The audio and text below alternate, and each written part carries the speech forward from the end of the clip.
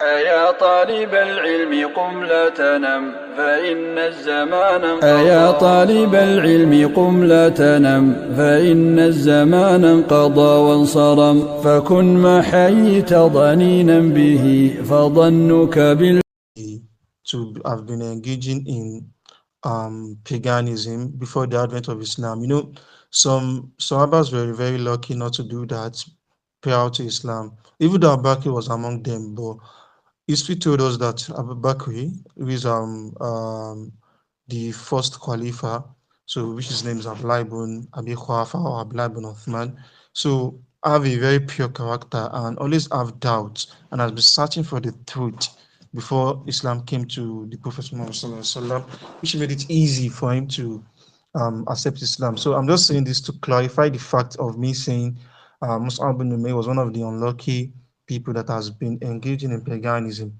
However, Mus'ab ibn Umayr has a mother, a very strict disciplinarian mother, who is also one of the powerful people in Makkah then.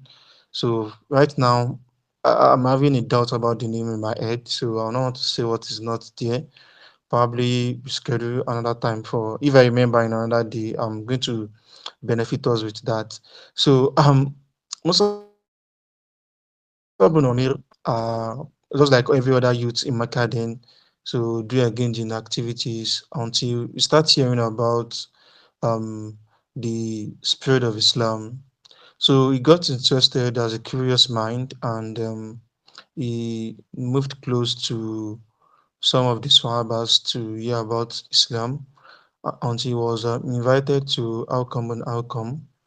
So, but prior to that, Musab ibn Umayr's name is known for being a kind-hearted youth. So, I don't know, very handsome youth. And they do describe him as very handsome, and the person that do use a very strong perfume that you notice that he has passed through a certain um, market or certain street, even time, minutes or hours after he has passed. So that's what he was known for. Why he was before the advent of like opposite to his mother's behavior. He's a very kind-hearted person and a very kind person, unlike his mother that is a disciplinarian and very strict. So when he heard about Islam, he accepted Islam secretly, and they do go to Alcom and Alcom to listen to the word of um, Allah subhanahu wa ta'ala from the Prophet sallallahu alaihi wasallam. So basically, so that will not waste our time, he accepted Islam, and when his mom got to know, she disciplined him, she chained him down till he left, till he find his way, maneuvered his way out of the um chain or out of the prison was kept in by his mom. So, and his mom disowned him, so leaving him with just a clothes that he's wearing. So, like his luxurious life was taken away from him. So, I forgot to add that he is from a very wealthy family. His mom is also his mom is a businesswoman in Makkah. So, leaving all the luxuries behind, he joined Islam. So, and that was one of the biggest sacrifice and one of those things that we should learn from Musa ibn Amir. That if one of those things that we could sacrifice living one vicinity to do what is to and we have a lot of Allah ordering him to leave Mecca to Medina is to make sure that he's able to practice his religion very well. So, and that is basically the meaning of Hajj, like to leave one place to another place, to leave one sin to leave a sin to doing good, to leave a particular place to a better place where you could worship Allah so well. We know the story of a guy that is a killer, serial killer. He has come to meet a certain cleric, Islamic cleric. He told him he can never be forgiven. He killed that one and make him 100. He met another one. The other one told him to leave that villages to another town. So on his way to the town is going to seek repentance, to seek forgiveness. He died on the way, in the middle of the way, and when the argument ushered up between the angels of um, kindness and angels of, let me see, hell. So it was later agreed upon that he has become someone of Jannah just because he left, is living where he is to seek repentance. So because of the place he is prone to him doing a lot of mistakes. So even though you are staying somewhere that are prone to be sinning a lot, you can live there and go to another place. So the part of the um sacrifice of Mus'ab ibn Umayr. So another common thing about Mus'ab ibn Umayr is being the first ambassador of Islam. So Mus'ab ibn Umayr is characterized as someone that is very eloquent. So he's eloquent, is compassionate and emphatic. So these three attributes made the Prophet Sallam choose him to represent him, like to represent the Prophet in disseminating coordinating the Muslims that will be in Medina prior to the Prophet Sallam making Hijrah to Medina. So it is a very huge task that you expect someone like Abu Bakr Omar to assume the task. But it is not about the knowledge, it's about the understanding, it's about the way you speak, it's about the communication. So that will bring me to the fact that um, dawah in Islam, being a da'i in Islam, is not about I've memorized the old Quran, I've memorized Kutub Sittah, I've memorized this, I've memorized that, or the Tira of Sheikh Uthaymeen. My teacher is Asim Al Hakim. So it's about how you disseminate the information, the way you're going to call someone that's of Abla Amuso now, our Imam, or Sheikh Fadullah, yeah, the way you are going to um, do lecture for them will be different from the way you're going to do lecture for me.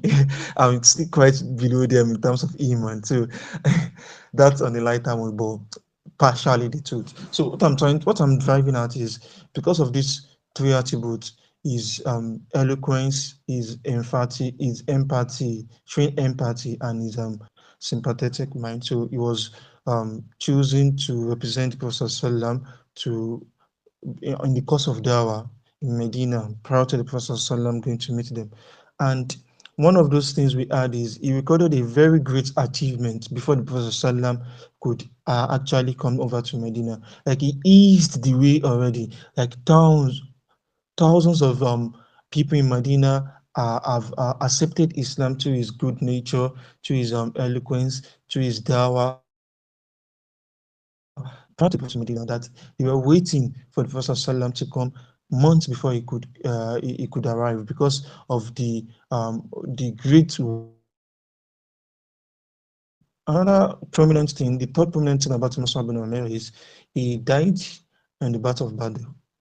That is not the main point. The main point is one of the first flag bearer of Islam. He's not the first because he was not the flag bearer at Battle of Badr, but was the flag bearer at Battle of Uhud. So, and being the flag bearer means you are carrying the responsibility of all the warriors. Because if the warrior is still seeing the flag up, the banner of his team up, it boosts their morale. It shows them that you can keep fighting. You are still in the fight. So he just, let me put it as, he, though he's not the commander, it's not the direct commander, like it's the PRO, let me put it that way, of an administration. Because PR is being synonymous to be a president, if you don't know, because you are bridging the gap between those that are outside and the team. So what you disseminate will determine what people think about the team. So holding the banner is a great responsibility. So placed upon Musab bin Umair. Um, during the Battle of Hood, and he was uh, he was martyred, one of the greatest achievements you could make as a Muslim then. So even now, so he was martyred during the Battle of Hood. So in a serious way, and the Prophet ﷺ made some pleasant remarks about him, cried about his death. So which is something very honorable for the Prophet ﷺ to cry over your death. And so a lot of things. So that's just a short um, thing about Mus'ab ibn Umayr. So he left riches to to become a very poor peasant person due to Islam.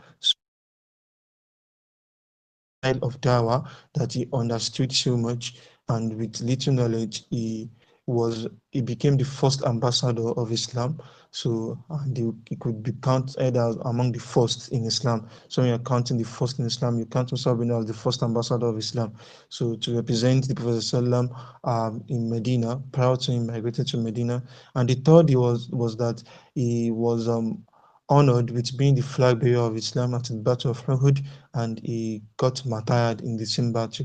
So these are the short things. There are other things about Mus'ab because people don't know Mus'ab ibn Umayr got married to Hamna and the likes. So a lot of things yet about Mus'ab ibn Umayr that I would have loved to disseminate with the right figures. So I don't want to say it now because I'm being doubtful about the names or the figures in my head. I think I've done a little justice to what I'm asked to do. Assalamu alaikum. Naam, alaikum assalam wa rahmatullahi wa barakatuh. Salam If I wasn't the alaikum. one that assigned the task, I would have said, okay, you have the notes somewhere and then you are reading it out. Then, well, alhamdulillah, jazakumullah khairan. I'm very proud of you. And wallahi, I have this good remark. When you have the opportunity to share a name of Sahaba and you know this so much details, and you are even confident of telling us that you can still say more. So this is one of the things that we hope to know. Um, May Allah subhanahu wa ta'ala be pleased with you and may He accept it from you as an act of ibadah. So this is a challenge for us. I think there's no Sahaba named Ashraf. I will have asked my brother here to share to share with us about a Sahaba. Maybe that's where we can that and assign names or some details of Sahabas to some of us. And yeah, that should be one of the things we should chip in to encourage to keep making us to come back to class. So we will just share some name. Okay, tell us about this particular Sahaba, and you must come up with any details that you have. Then we discuss it out. So I think that should be done. And Sheikh Mus'ab, Allah used you to set the pace. Jazakumullah khairan for sharing with us. I do have a question regarding that, even avoiding I don't want the time to laugh so much. So, Jazakumullah khairan once again. We will meet on Friday to continue our discussion in the Seerah. Mhm.